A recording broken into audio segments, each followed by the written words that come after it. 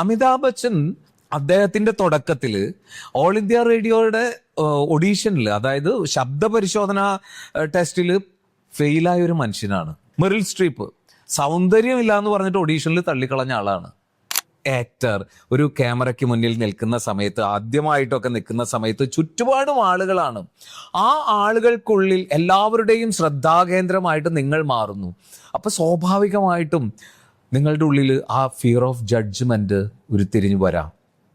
ഒപ്പം തന്നെ നമ്മുടെ ഫാമിലിക്കുള്ളിൽ ഉണ്ടാകുന്ന അവരുടെ ജഡ്ജ്മെന്റ്സിന് ഒന്ന് ആലോചിച്ച് നോക്കും. നമ്മളെല്ലാം വളർന്നു വന്ന സാഹചര്യം എന്ന് പറയുന്നത്, ആക്ടർ ആവുക എന്ന് പറയുന്നത് ഏറ്റവും മഹത്തായ ഒരു കാര്യമാണ്, അതാണ് നീ ചെയ്യേണ്ടതെന്ന് പറഞ്ഞു പഠിപ്പിച്ചവരല്ല നമ്മൾ ആരും തന്നെ. കൺസിസ്റ്റന്റ് ആയിട്ട് നിലനിൽക്കാൻ പറ്റുന്ന ഒരു ജോലിയായിട്ട് പോലും ആരും പരിഗണിച്ചിട്ടില്ല നമ്മുടെ ഫാമിലികളിൽ.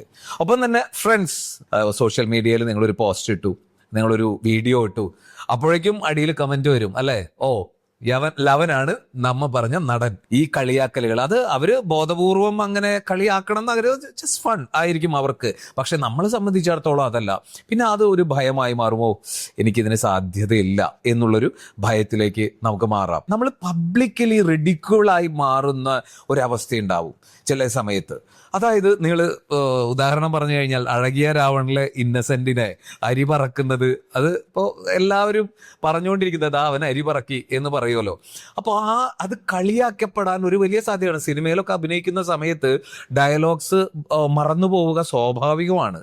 അങ്ങനെ മറന്നു പോകുന്ന സമയത്ത് നമ്മളെ പലരും ഇതുപോലെ ഒരു ഫൂളിഷ് ആണ് നീ എന്നുള്ള രീതിയിൽ പറഞ്ഞിരിക്കാം. അങ്ങനെ പല മുറിവുകളും നമ്മുടെ ഉള്ളിലേക്ക് കയറാനുള്ള സാധ്യതയുണ്ട്. അതൊരു ഭയമായിട്ട് പിന്നെ നമ്മളെ വേട്ടയാടാനായിട്ട് തുടങ്ങും.